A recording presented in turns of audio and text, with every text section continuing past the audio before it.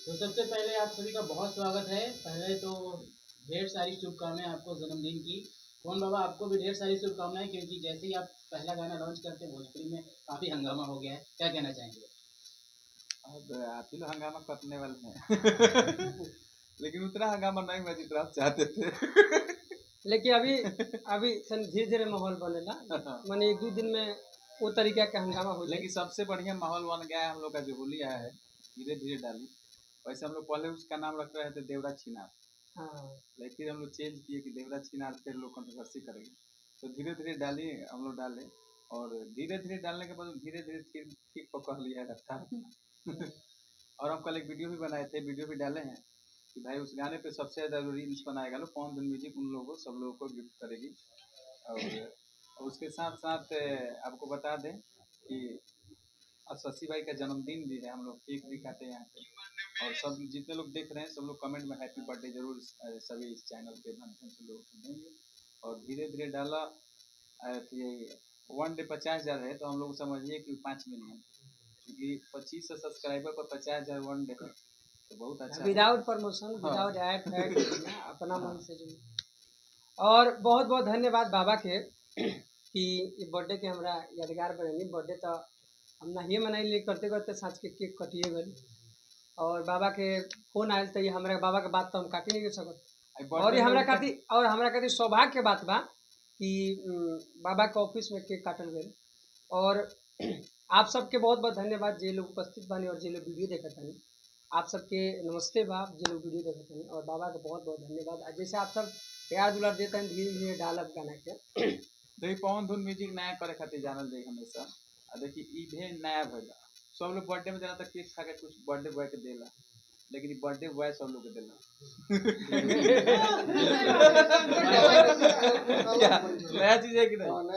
पवन धुन म्यूजिक हमेशा नया करी, एकदम नया खातिर। और अभी हमने चैता लेके आए सोनो पर, बहुत ही कमाल के चैता हमके, जैसे उम्मीद बा कि आप सबके बहुत पसंद है, जैसे होली जैसे पसंद आता ना, ऐसा ही वो पसंद है। गाना गा के बताइए। चैता से पहले को बहुत बढ़िया सेट सॉन्ग आवता नहीं, पहले होली और वो डीजे सेट सॉन्ग है। हाँ जरूर जरूर, जौन गाना अभी पवन धुन म्यूजिक, हाँ हाँ वो गाना ऐसे बा देवर भौजाई के नोक झोंक बा, हम देवर वाला लाइन गावत हनी ऐसे बा। धीरे धीरे रंग बेलहंगा, धीरे धीरे रंग बेलहंगा, चोली बूटीदार हो कि देवरे के बनल भौजी, होली में भतार हो कि देवरे के बनल भौजी। ओमे एक लाइन बा, फीमेल के लाइन बा अंतरा में, नहीं आल रंग देम नहीं गाल रंग देम, नहीं तोहरा के बिचरा दुआर रंग देम देवरू हो। और बहुत ही कमाल के गाना बा, आप सब एक बार वीडियो देखें, वीडियो में बहुत बढ़िया बा, तो आप सबके मजा आ जाए। और देखिए उसमें लड़की का लाइन हम गा देते हैं, अंतरा सी प्रियंका का, और प्रभाराज जी के साथ बहुत बढ़िया गाना रहा इनका। तो एक लड़की का लाइन है उसमें, जैसे कि मैंने औरत सभ्यता ली दिया, मैंने आजकल के औरत से देखिए वो औरत कहती है कि वीडियो कॉल, अरे वीडियो कॉल पलूट ले हम, फगुआ के बहार हो, भतार वाला हक ना दे हम, देवर छिनार हो, भतार वाला हक ना दे हम। ये पहला गाना आपके चैनल से, वो भी ऐसा गाना लेके आया कि पूरी इंडस्ट्री को खड़ा कर दिया। खड़ा होने वाला गाने का कंसेप्ट आपके दिमाग में कैसे आया था? देखिए वो गाना तो अच्छा था, वो संजीव भाई लिखे थे, और वो गाना कोई खराब नहीं, गाना तो बहुत अच्छा है, उसमें कहीं अश्लील बात नहीं। अश्लील नहीं थे, जैसे तू एक फिल्म आया रहे ना बाबा, राजा बाबू नीरव भैया के, तो में अक्षरा जी जब ऐसे बॉडी टच करते हैं ना, तब टिकवा खड़ा हो जाए, टन से के खड़ा हो जाए, तो वो सोच के संजीव भाई आप जो मीनिंग समझिएगा उसका वो खड़ा हो जाए, ठीक है। ये जौन इशारा अब के कौन खड़ा करे के चाहता वो ओकरा पर निर्भर बा। कोनो ऐसा बात ना रहे जौन की वही से इशारा खड़ा होके शशि खड़ा कर चाहते हैं, हम टीके खड़ा करे के चाहते हैं, बीचे बीचे रंगा तक। और क्या कहिएगा, आप सब ओके भी प्यार आशीर्वाद देता नहीं। अभी 2.5 लाख व्यू होकर चल गए, और इंस्टा पर अभी 20,000 रील बन गए। केहू पर रंगता केहू नीचे रंगता, आ एगो मोर बा देवर बीचे बीचे रंगता, हो केहू आगे रंगता केहू पीछे रंगता, एगो मोर बा देवर बीचे बीचे रंगता। कहाँ पीछे पीछे भैया फैन पेज वाला सब खेसारी लाल यादव जी का एक गाना लगाकर और और आपका इसमें गाना आपके गाने लगाकर को लगा के मीम्स हाँ, बनाया खूब था, वायरल खूब था। ज्यादा वो फैन पेज वाला नेहा राज कंपैरिजन का कर हुक रहे हैं। स्टेप काफी वायरल हो रहा है। वो हम ना देखी। अरे नेहा सिंगिंग नहीं है क्या? जो साड़ी उठा के जो डांस किए हैं अच्छा जो एक्ट्रेस है उसमें हाँ, से हाँ तब नामो रहो ऐसा धरतन कि हम कंफ्यूज हो गए। जी हाँ जिन्हों में काम के बनी वहाँ के हाँ मैंने वीडियो कमाल के बाप सब देखने समझ आ जाए।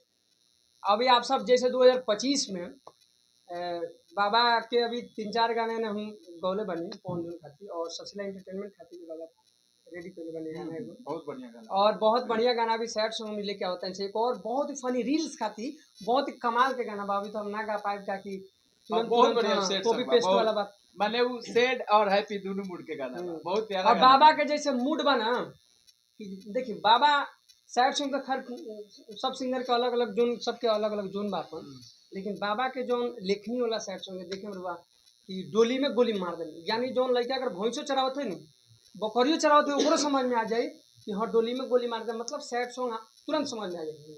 और रंगदारी ढेर लोग आजकल कैले बा गाना के माध्यम से तो हमारा ख्याल से तब आता है बाबा रंगदारी हाँ कि डोली में गोली मार दे तो रंगदारी ना भैल वही से रंगदारी शुरू हो रहे वही लकीर रहे। प्रभा जी आपके कितने होली के गाने आ रहे हैं सचिन लाल यादव के साथ?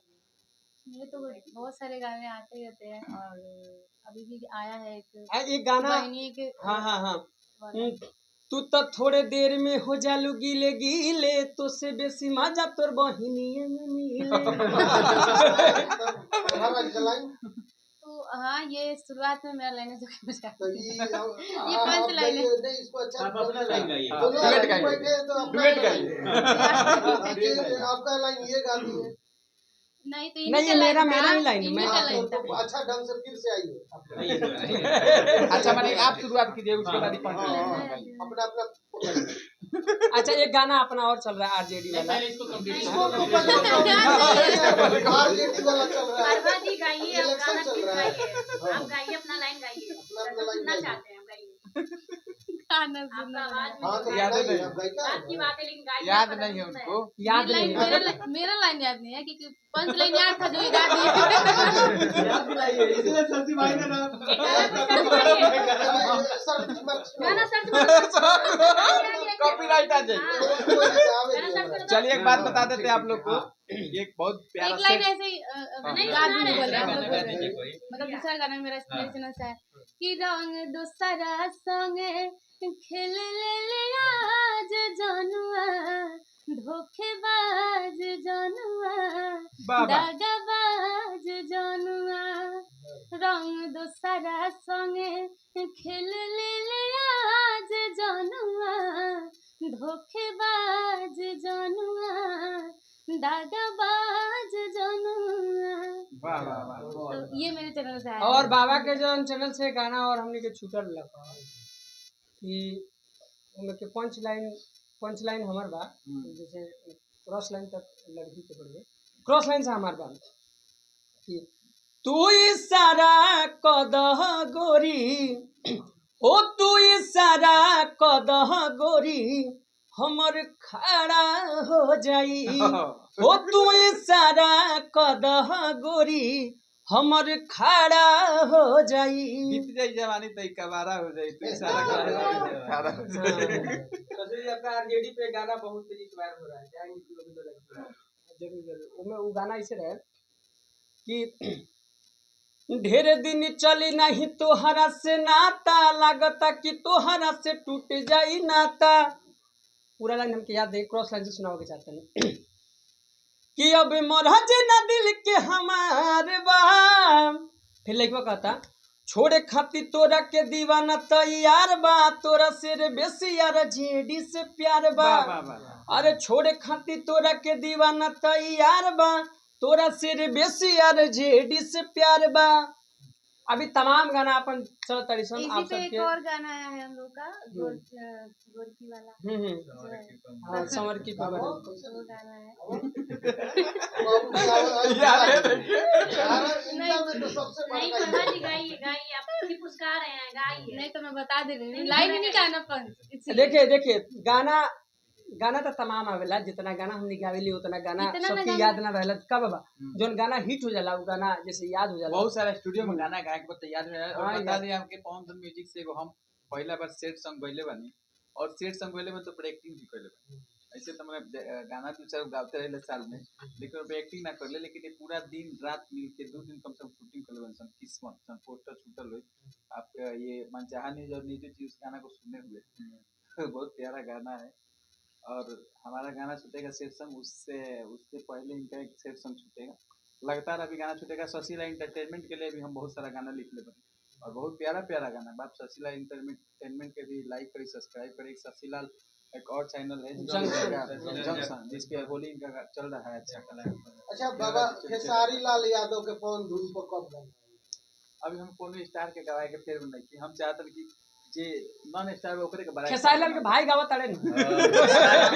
सर आप बोले थे जो हमारा 1 लाख फॉलोअर्स हो जाएगा तो डोली में गोली मार दें फ्री आएगा, क्यों नहीं आया? 1 लाख फॉलोअर कहाँ हुआ अभी तो आपका सब्सक्राइबर फेसबुक पर कितना फॉलोअर्स है सर? हाँ हाँ तो 5 लाख कब follower आएगा हो सर? जाएगा।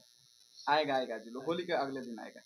बहुत दिन से सर आप टाल रहे हैं, बहुत दिन से बोल रहे हैं अगले महीना में आ जाएगा, कुछ दिन में आ जाएगा, क्यों टाल रहे हैं? गाना रेडी हो गया है, आएगा जल्दी, होली के बाद छूटेगा। होली के माहौल में सेट सॉन्ग काहे के छोड़ल जाए, इसीलिए नहीं छूट रहा है। और एक बढ़िया अनाउंस कर देते हैं आप लोग के माध्यम से, जो रील्स बना रहे हैं इस गाने पे धीरे धीरे डालें, उस पर सब लोगों को गिफ्ट दिया जाएगा। साथ ही साथ मेरा जिस दिन 1 लाख सब्सक्राइबर हो जाएगा, मैं आप मीडिया भाई को एक विशेष रूप से सम्मानित करूंगा, जो कि आप लोग भी याद कीजिएगा कि आज तक जिंदगी में कि कोई भी उस तरह का सम्मान आप लोग नहीं किए पाए होंगे कहीं। क्योंकि हम देखते हैं, देखिए क्या है ना कि यहाँ मीडिया को 2 भागों में बांट दिया गया है। एक तो FPI A ग्रेड और बी ग्रेड। हालांकि बी ग्रेड वाले लोग A ग्रेड से ऊपर का काम करते हैं, लेकिन क्या है कि उन लोगों को उतना सम्मान नहीं मिल रहा। जैसे मान लीजिए हमारा प्रमोशन आप लोग कर रहे हैं और हम सम्मान देने की बात होती है तो हम कुछ बड़े लेवल के मीडिया लोग को देते हैं।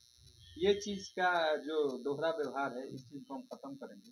और जिस दिन ये चैलेंज दे रहे हैं, क्योंकि पहले हम कंपनी चलाते थे तो मैंने इंटरटेन कर रहे थे उसका, लेकिन अभी कंपनी एक ऑनर के तरीके से चला रहे हैं और एक प्रोफेशनल ढंग से चला रहे हैं। जिस दिन हमारे चैनल का 1 लाख सब्सक्राइबर उस दिन आप लोग हमको याद दिला दीजिएगा। अगर हमको कहीं भूल जाए तो हम तो भूलते नहीं है वादा, तो हम उस दिन विशेष रूप से करेंगे। अब सरप्राइज रहेगा, ये तरीका से नहीं बताएंगे, विशेष रूप से करेंगे कि आप लोग एकदम आजीवन खुश रहेगा। हो सकता है कि उसका कॉपी करे लोग, इसलिए पवन धुन म्यूजिक नया करेगा। जाते जाते क्या कहिएगा? चलिए जितने लोग देख रहे हैं इस चैनल को, सब लोग बधाई दीजिए पहले शशिलाल भाई को हैप्पी बर्थडे का, और सब कमेंट में हैप्पी बर्थडे बोलिए लो। ये विशेष रूप से जन्मदिन का ही पीसी था, लेकिन हम लोग अपने गाना का प्रमोशन भी कर दिए। और कोशिश कीजिए कि पवन धुन म्यूजिक को कम से कम बड़ा स्टार को हम 1 लाख के बाद, 1 लाख सब्सक्राइबर के बाद गाएं, और कोशिश कीजिए कि इस पे जो गाए वो सबसे बड़ा स्टार हो जाए। मैं यही चाहूँगा आप लोगों से कि इस पे जो भी गाना गाए वो सबसे बड़ा स्टार। ऐसे देखिए बाबा ब्राह्मण है और बाबा के मुंह से जो बात निकलत बाणी से और ई सत्य होखो और होखेला भी, तो पहला नंबर हमरे होके हो जाएगी। हमारे को बता देते हैं कि ये होली भी 1 मिलियन हो जाएगा। देखिए भगवान की कृपा है, बजरंग बली के मंदिर में थे जिस समय गाना रिलीज हुआ है, क्योंकि हम हनुमान जी के भक्त हैं, और मंगल के दिन रिलीज हुआ है। ये गाना भी 1 मिलियन है, एकदम सब्सक्राइब इसका पोजीशन बोल रहा है इस गाने का, और अच्छा रहेगा। क्योंकि देखिए क्योंकि हमको लगता है बाबा थोड़ा सा बात को मैं काट दिया, सॉरी। जैसे सरस्वती पूजा के भसान के कम से कम 20 गो वीडियो आई हुई भसाने वाला, जैसे हमारे मार्केट वाला नंबर पे, तो हम ना डाल पानी इंस्टाग्राम में थोड़ा सा प्रॉब्लम के चलते, लेकिन कुछ वीडियो जैसे हमने के फैन पेज पर स्टेटस लगाए थे। हाँ स्टेटस व्हाट्सएप पे लगाया था। तो एक दिन में अगर ग्राउंड लेवल पर अगर 10 जगह बाज गल, 20 जगह बाज गल, 50 जगह बाज, तो उ लक्षण बता देवे लगाना कि 10 दिन 15 दिन में एक का रिजल्ट हुए। देखिए सकून तब मिलेला जब गाना के ऊपर छोड़ा था निर्वल लिख के और लोग फोन कर लगे वो ये गाना आज मैंने सुपरस्टार लोग से गवाए के चाहते हैं, तो हमारा बहुत अच्छा लगा। चलिए जे गाना गाता है वगैरह का सुपरस्टार बनाइए। और देखिए जब कम व्यूज वाला आदमी जब बड़ा व्यूज पाता है ना, तो बहुत बड़ा होता है। हम कोशिश यही करेंगे पवन धुन पर हमको स्टार नहीं चाहिए, हमको नॉन स्टार लोग ही चाहिए जो स्टार बने, और इस कंपनी के माध्यम से जो स्टार बनते हैं तो वो लोग और सजेशन देते हैं और उन लोग का और भी बड़ा होता है। और ये लोग पहले से स्टार है, ऐसा नहीं है कि इन लोग का बहुत सारा गाना बजाए, कई कई मिलियन, 100 मिलियन, 150 मिलियन लोग का गाना है। स्टार है, तो शशि लाल खुद ये अपने आप में स्टार है। प्रभात राज तो स्टार है ये हमारा। चीज होना चाहिए। देखिए ऐसा कुछ है उड़ा बेटी। जो आज आदमी आज आपके 1 लाख जिसके फॉलोवर हैं, कल के डेज में उसको 1 लाख मिलियन भी हो सकते हैं, इसका कोई गारंटी नहीं है। सोशल मीडिया, इसलिए आप पॉन्ड म्यूजिक को खूब लाइक कीजिए, सब्सक्राइब कीजिए। Thank you.